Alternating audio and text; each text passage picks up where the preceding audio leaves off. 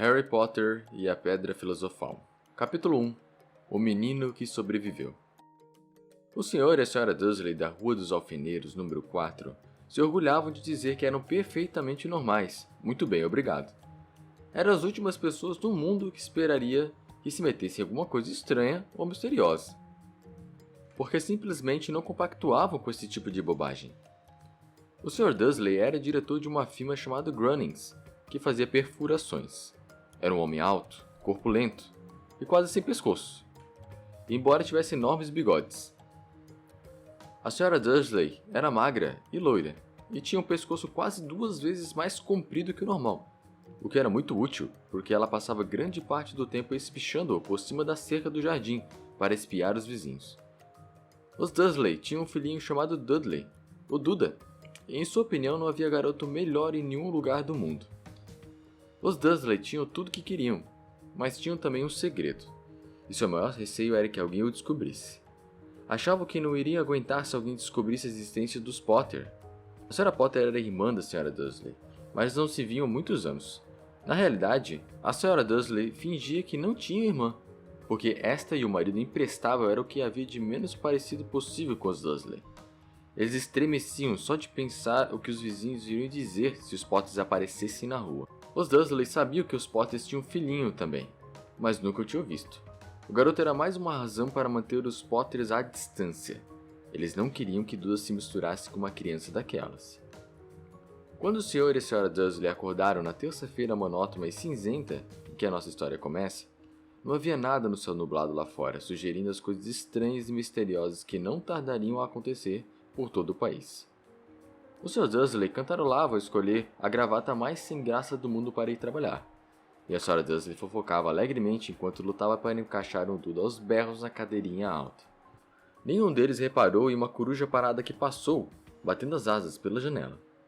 Às 8h30, o Sr. Dursley apanhou a pasta, deu um beijinho no rosto da Sra. Dursley e tentou dar um beijo de despedida em Duda, mas não conseguiu, porque na hora Duda estava tendo um acesso de raiva e atirava o cereal nas paredes. Pestinha, disse rindo contrafeito o Sr. Dursley ao sair de casa. Entrou no carro e deu marcha ré para sair do estacionamento do número 4.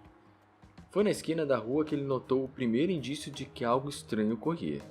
Um gato lia um mapa. Por um instante o Sr. Dursley não percebeu o que vira. Em seguida virou rapidamente a cabeça para dar uma segunda olhada. Havia um gato de listas amarelas sentado na esquina da Rua dos Alfeneiros, mas não havia nenhum mapa à vista. O que estaria pensando naquela hora? Devia ter sido um efeito de luz. Ele piscou e regalou os olhos para o gato o encarou, enquanto virava a esquina e subia a rua, espiou o gato pelo espelho retrovisor. Ele agora estava lendo a placa que dizia Rua dos Alfeneiros. Não, estava olhando a placa. Gatos não podiam ler mapas nem placas. O Sr. Dursley sacudiu a cabeça e tirou o gato do pensamento.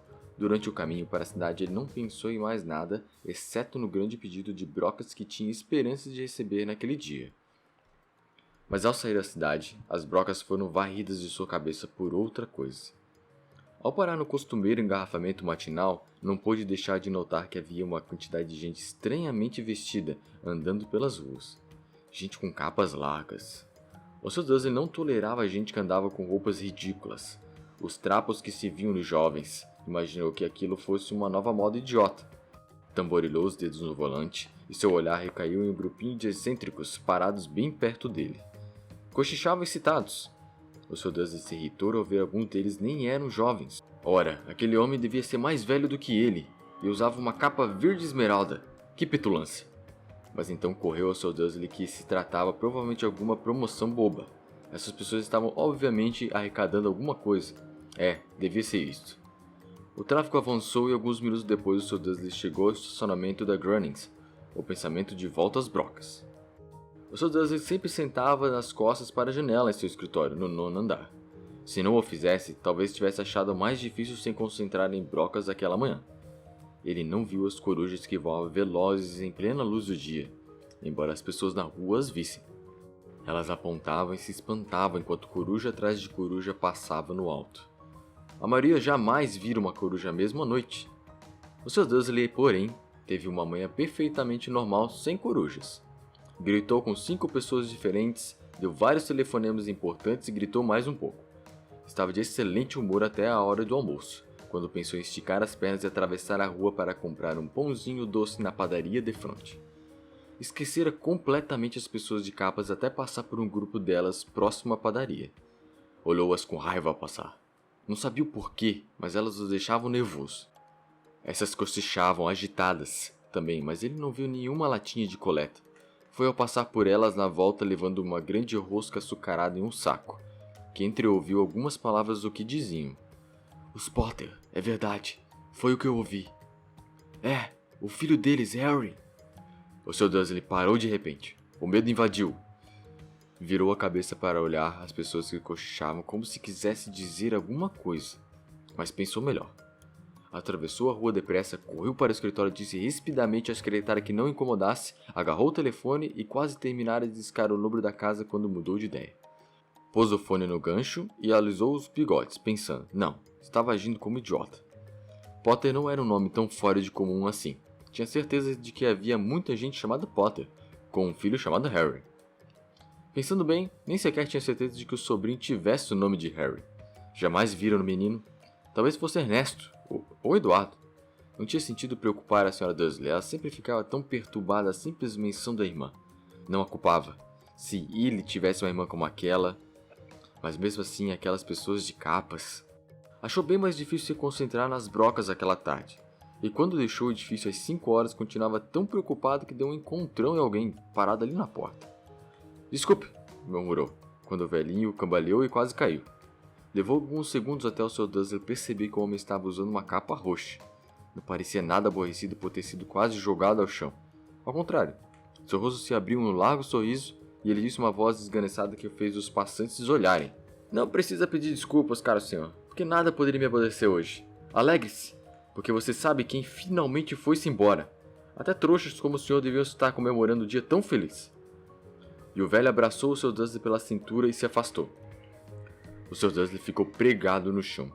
Fora abraçado por um completo estranho. E também achava que fora chamado de trouxa. O que quer que isso quisesse dizer. Estava abalado.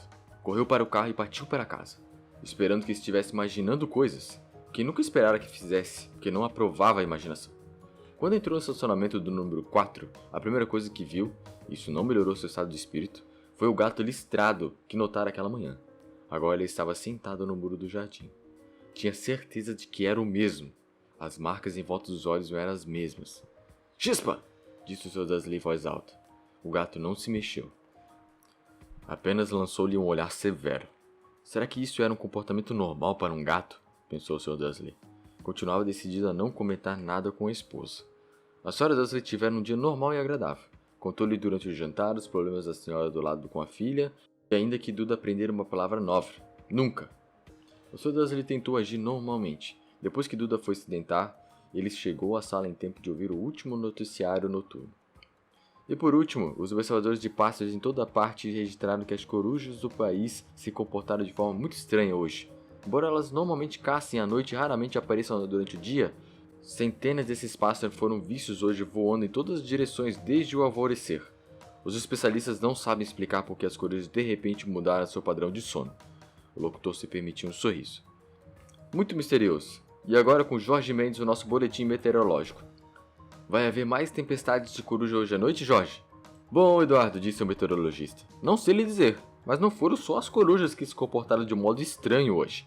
Ouvintes de todo o país têm telefonado para reclamar que, em vez do aguaceiro que prometi para ontem, eles têm tido chuvas de estrelas. Talvez alguém ande festejando a noite das fogueiras uma semana mais cedo este ano. Mas posso prometer para hoje uma noite chuvosa. O Sr. Dursley ficou paralisado na poltrona. Estrelas cadentes em todo o país, corujas voando durante o dia, gente misteriosa usando capas por todo lado, e um cochicho a respeito dos Potter. A Sra. Dursley entrou na sala trazendo 2 xícaras de café. Não adiantava. Teria que lhe dizer alguma coisa. Pigarreou nervoso. Petúnia, querida, você não tem tido notícias de sua irmã ultimamente? Conforme esperava, a Sra. Dursley apareceu chocada e aborrecida. Afinal, normalmente fingiu que ela não tinha irmã. Não, respondeu ela seca. Por quê? Uma notícia engraçada, murmurou Sr. Dursley. Corujas, estrelas cadentes. e vi uma porção de gente de aparência estranha na cidade hoje. E daí? Cortou a Sra. Dursley. Bem, pensei, talvez tivesse alguma ligação com, sabe, o pessoal dela. A Sra. Dursley bebericou o chá com os lábios contraídos. O Sr. Dursley ficou em dúvida se teria coragem de lhe contar que ouviu o nome Potter. Decidiu que não. Em vez disso, falou com a voz mais displicente que pôde. O filho deles teria mais ou menos a idade do Duda agora, não? Suponho que sim, respondeu a Sra. Dursley, ainda seca. Como é mesmo o nome dele? Ernesto, não é? Harry, o nome feio e vulgar, se quer saber a minha opinião. Ah, é, disse o Sr. Dursley, sentindo um aperto horrível no coração. Concordo com você. Não disse mais nenhuma palavra sobre o assunto ao caminho do quarto, onde foram se deitar. Enquanto a Sra. Dursley estava no banheiro, o Sr. Dursley foi devagarinho até a janela e espiou o jardim da casa. O gato continuava lá. Observava o começo da Rua dos Alfeneiros como se esperasse alguma coisa. Estaria imaginando coisas? Será que tudo isso teria ligação com os Potter? Se tinha, se transpirasse que eram aparentados com um casal de... Bem, ele achava que não aguentaria. Os Dursley se deitaram. A Sra. Dursley adormeceu logo, mas o Sr. Dursley continuou acordado, pensando no que acontecera. Seu último consolo antes de adormecer foi pensar que mesmo que os Potter estivessem envolvidos, não havia razão para se aproximarem dele e da Sra. Dursley. Os Potter sabiam muito bem o que pensavam deles, e de gente da sua laia. Não via como ele e Petúnia poderiam se envolver com nada que estivesse acontecendo. O Sr. Dursley bocejou e se virou. Isso não poderia afetá-los. Como estava enganado. O Sr. Dursley talvez estivesse mergulhando em um sono inquieto, mas o gato no muro lá fora não mostrava sinais de sono.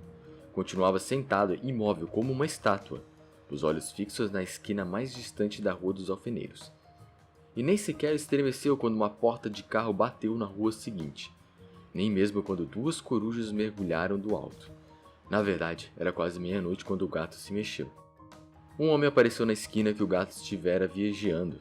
Apareceu tão súbita e silenciosamente que se poderia pensar que tivesse saído do chão. O rabo do gato mexeu ligeiramente e seus olhos se estreitaram. Ninguém jamais vislumbrara nada parecido com este homem na Rua dos Alfeneiros. Era alto, magro e muito velho, a julgar pelo prateado dos seus cabelos e de sua barba, suficientemente longos para prender no cinto. Usava vestes longas, uma capa púrpura que arrastava pelo chão, e botas com saltos altos e fivelas. Seus olhos azuis eram claros, luminosos e cintilantes por trás dos óculos em meia-lua, e o nariz muito comprido e torto, como se o tivesse quebrado pelo menos 2 vezes. O nome dele era Alvo Dumbledore. Alvo Dumbledore não parecia ter consciência de acabar de pisar numa rua onde tudo, desde o seu nome e as suas botas, era mal visto. Estava ocupado apalpando a capa, procurando alguma coisa, mas parecia ter consciência de que estava sendo vigiado, porque ergueu a cabeça de repente para o gato, que continuava fitado da outra ponta da rua. Por algum motivo, a visão do gato pareceu diverti-lo. Deu uma risadinha e murmurou. Eu devia ter imaginado. Encontrou o que procurava no bolso interior da capa. Parecia um isqueiro de prata. Abriu-o, erguendo no ar e acendeu. O lampião de rua mais próximo apagou-se com um estalido seco. Ele o acendeu de novo. O lampião seguinte piscou e apagou. 12 vezes ele acionou o apagueiro, até que as únicas luzes acesas na rua toda eram 2 pontinhos minúsculos ao longe, os olhos do gato que o vigiava. Se alguém espiasse pela janela agora, até a Sra. Dursley de olhos de contas, não conseguiria ver nada que estava acontecendo na calçada. Dumbledore tornou a guardar o apagueiro na capa e saiu caminhando pela rua em direção ao número 4, onde se sentou no muro ao lado do gato. Não olhou para o bicho, mas passado algum tempo dirigiu-se a ele. Imaginei encontrar a Sra. Kim, professora Minerva McGonagall, e virou-se para sorrir para o gato, mas esse desaparecera.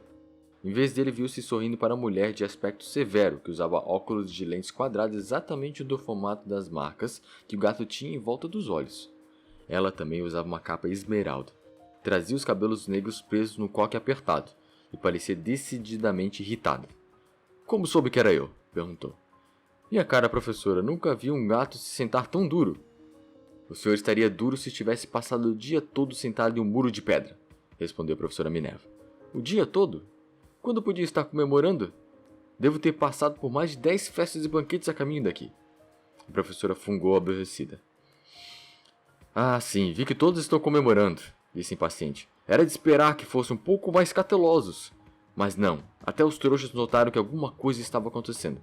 Deu no telejornal. Ela indicou com a cabeça a sala às escuras dos Dursley. Eu ouvi. Bandos de corujas, estrela cadentes. Ora, eles não são completamente idiotas. Não podiam deixar de notar alguma coisa. Estrelas cadentes em Kent. Aposto que foi a coisa do Dédalo Diggle. Ele nunca teve muito juízo. Você não pode culpá-los, ponderou Dumbledore educadamente. Temos tido muito pouco que comemorar nos últimos 11 anos. Sei disso, retrucou a professora mal-humorada, mas não é razão para perdermos a cabeça. As pessoas estão sendo completamente descuidadas. Saem às ruas em plena luz de dia, sem nem ao menos vestir roupas de trouxa, e espalham boatos. Diz que ele lançou o olhar atento a Dumbledore, como se esperasse que ele dissesse alguma coisa, mas ele continuou calado, por isso ela recomeçou. Ia ser uma graça se no próprio dia em que você sabe quem parece ter finalmente ido embora, os trouxas descobrissem a nossa existência. Suponho que ele realmente tenha ido embora, não é, Dumbledore? Parece que não há dúvida. Temos o que agradecer. Aceita um sorvete de limão? Um quê? Um sorvete de limão? É uma espécie de doce dos trouxas de que sempre gostei muito. Não, obrigado, disse a professora Minerva com frieza, como se não achasse que o momento perdia sorvete de limão, mesmo que você sabe quem tenha ido embora. Minha cara professora, com certeza uma pessoa sensata como a senhora pode chamá-lo pelo nome. Toda essa bobagem de você sabe quem, há 11 anos venho tentando convencer as pessoas a chamá-lo pelo nome que recebeu, Voldemort. A professora franziu o rosto, mas Dumbledore, que estava se separando 2 sorvetes de limão, pareceu não reparar. Tudo fica tão confuso quando todos não param de dizer você sabe quem. Nunca vi nenhuma razão para ter medo de dizer o nome de Voldemort. Sei que não vê, disse a professora parecendo meio exasperada, meio admirada. Mas você é diferente. Todo o mundo sabe que é o único de que você sabe. Ah, está bem. De quem Voldemort tem medo. Ah, isso é um elogio, disse Dumbledore calmamente. Voldemort tinha poderes que nunca tive. Só porque você é muito... bem, nobre para usá-los. É uma sorte estar escuro. Nunca mais corei assim desde que Madame Pomfrey me disse que gostava dos meus abafadores de orelhas novos. A professora Minerva lançou um olhar severo a Dumbledore e disse. Os corujas não são nada comparados aos boatos que ocorrem. Sabe o que todos estão dizendo? Por que ele foi embora? Que foi que finalmente o deteve? Aparentemente a professora Minerva chegara ao ponto que estava ansiosa para discutir. A verdadeira razão pela qual estivera esperando o dia todo em cima de um muro frio e duro. Porque nem como gato, nem como mulher, ela fixara antes um olhar tão penetrante em Dumbledore como agora. Era óbvio que seja o que fosse que todos estavam dizendo, ela não iria acreditar que Dumbledore confirmasse ser verdade. Dumbledore, porém, estava escolhendo mais um sorvete de limão e não respondeu. O que estão dizendo? Continuou ela. É que a noite passada Voldemort apareceu em Godric's Hollow. Foi procurar os Potter. O boato é que Linha e Tiago Potter estão mortos. Dumbledore fez que sim com a cabeça. A professora Minerva perdeu o fôlego. Lilian e Tiago? Não posso acreditar. Não quero acreditar. Poxa, Alvo. Dumbledore estendeu a mão e lhe deu um tapinha no ombro. Eu sei, disse deprimido. A voz da professora Minerva tremeu ao prosseguir. E não é só isso. Estão dizendo que ele tentou matar o filho dos Potter, Harry. Mas não conseguiu. Não conseguiu matar o garotinho. Ninguém sabe o porquê nem como, mas estão dizendo que na hora que não pôde matar Harry Potter, por alguma razão, o poder de Voldemort desapareceu. E é por isso que ele foi embora. Dumbledore concordou com a cabeça, sério. É verdade, gaguejou a professora. Depois de tudo que ele fez, todas as pessoas que matou, não conseguiu matar um garotinho. É simplesmente espantoso, de tudo que poderia detê-lo. Mas por Deus, como foi que Harry sobreviveu? Só podemos imaginar, disse Dumbledore. Talvez nunca cheguemos a saber. A professora Minerva pegou um lenço de renda e secou com delicadeza os olhos por baixo das lentes dos óculos. Dumbledore deu uma grande fungada ao mesmo tempo que tirava o relógio de ouro do bolso e o examinava. Era um relógio muito estranho. Tinha 12 ponteiros, mas nenhum número. Em vez deles, pequenos planetas giravam à volta, mas devia fazer sentido para Dumbledore. Ele o repôs do bolso e disse: Hagrid está atrasado. A propósito, foi ele que lhe disse que eu estaria aqui, eu suponho. Foi. E suponho que você não vai me dizer por que está aqui e não em outro lugar? Vim trazer Harry para o tio e a tia. Eles são a única família que lhe resta. Você não quer dizer... Não, você não pode estar referindo às pessoas que moram aqui? Exclamou a professora Minerva, pulando de pé e apontando para o número 4. Dumbledore, você não pode. Estive observando a família o dia todo. Você não poderia encontrar duas pessoas menos parecidas conosco. E tem um filho. Viu-o dando chutes na mãe até a rua, berrando porque queria balas. Harry Potter vir morar aqui. É o melhor lugar para ele, disse Dumbledore com firmeza. Os tios poderão lhe explicar tudo quando ele for mais velho. Escrevi-lhes uma carta.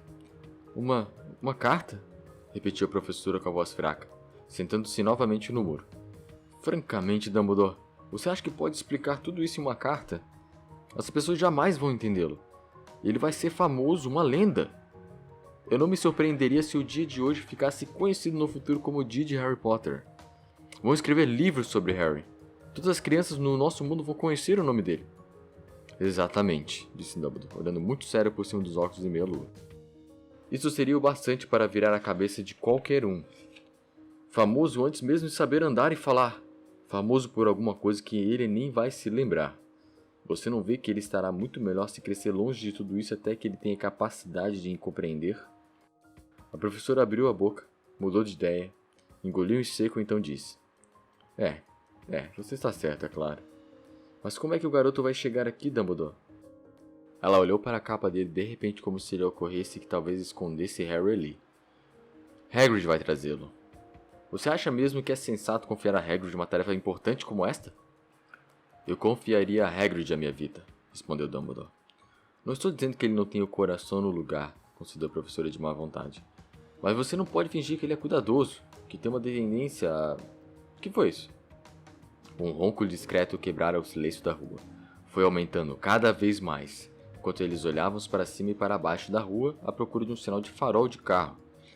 O ronco se transformou num trovão quando os dois olharam para o céu. E uma enorme motocicleta caiu do ar e parou na rua diante deles. Se a motocicleta era enorme, não era nada comparado ao homem que a montava de lado. Ele era quase 2 vezes mais alto do que um homem normal, e pelo menos 5 vezes mais largo. Parecia simplesmente grande demais para existir, e tão selvagem. Emaranhados de barba e cabelos negros longos e grossos escondiam a maior parte do seu rosto. As mãos tinham o tamanho de uma lata de lixo, e os pés calçados com botas de couro pareciam filhotes de golfinhos. Em seus braços imensos e musculosos eles seguravam um embrulho de cobertores. Hagrid! Exclamou Dumbledore, parecendo aliviado. Finalmente! Onde foi que arranjou a moto? Pedi emprestada, professor Dumbledore, respondeu o gigante, desmontando cuidadosamente da moto ao falar. O jovem Sirius me emprestou. Trouxe ele, professor. Não teve nenhum problema? Não, senhor. A casa ficou quase destruída, mas consegui tirá-la inteira antes que os trouxas invadissem o lugar. Ele dormiu quando estava sobrevoando Bristol. Dumbledore e a professora Minerva curvaram-se para o embrulho de cobertores. Dentro, apenas visível, havia um menino, que dormia sono solto. Sob uma mecha de cabelos muito negros caída sobre a testa, eles viram um corte curioso. Tinha a forma de um raio. Foi aí que... sussurrou a professora. Foi, confirmou Dumbledore. Ficará com a cicatriz para sempre. Será que você não poderia dar um jeito, Dumbledore? Mesmo que pudesse, eu não faria. As cicatrizes podem vir a ser úteis. Tenho uma acima do joelho esquerdo que é o mapa perfeito do metrô de Londres. Bem, me diga ele aqui, Hagrid. É melhor acabarmos logo com isso. Dumbledore recebeu Harry nos braços e virou-se para a casa dos Dursley. Será que eu podia me despedir dele, professor? Perguntou Hagrid. Ele curvou a enorme cabeça descabelada para Harry e lhe deu o que deve ter sido um beijo muito áspero e peludo. Depois, sem aviso, Hagrid soltou um uivo como o de um cachorro ferido. Psiu! Sibilou a professora Minerva. Você vai acordar os trouxas! Desculpe, soluçou Hagrid, puxando um enorme lenço sujo e escondendo a cara nele. Mas eu não consigo suportar. Lily e Tiago mortos. E o coitadinho do Harry ter de viver com os trouxas. É muito triste. Mas controle-se, Hagrid, ou vão nos descobrir. Sussurrou a professora, dando uma palmadinha desajeitada no braço de Hagrid enquanto Dumbledore saltava a mureta de pedra e se dirigia à porta da frente. Depositou Harry devagarinho no batente, tirou uma carta da capa, meteu-a dentre os cobertores do menino e em seguida voltou para a companhia dos dois. Durante um minuto inteiro, os três ficaram parados olhando para o embrulhinho. Os ombros de Hagrid sacudiram. Os olhos da professora Minerva piscaram loucamente e a luz cintilante que sempre brilhava nos olhos de Dumbledore parecia ter se extinguido. Bem, disse Dumbledore finalmente, acabou-se. Não temos mais nada a fazer aqui. Já podemos nos reunir aos outros para comemorar. Disse Hagrid com a voz muito abafada. Vou devolver a moto de Sirius. Boa noite, professora Minerva, professor Dumbledore.